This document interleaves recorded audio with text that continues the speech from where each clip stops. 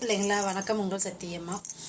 மதுரை மீனாட்சி பற்றி ஒரு சின்ன கவிதை ஒன்று போட்டிருந்தாங்க, அது பார்க்கலாங்களா?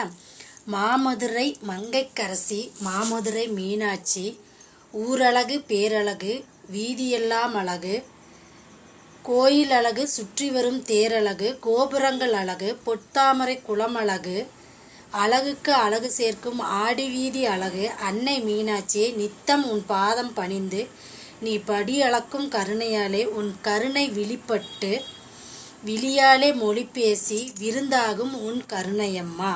மெய்மறந்த கண்மூடி நிற்கும் உன் கொஞ்சும் அழகு கண்ணில் நிற்குதம்மா.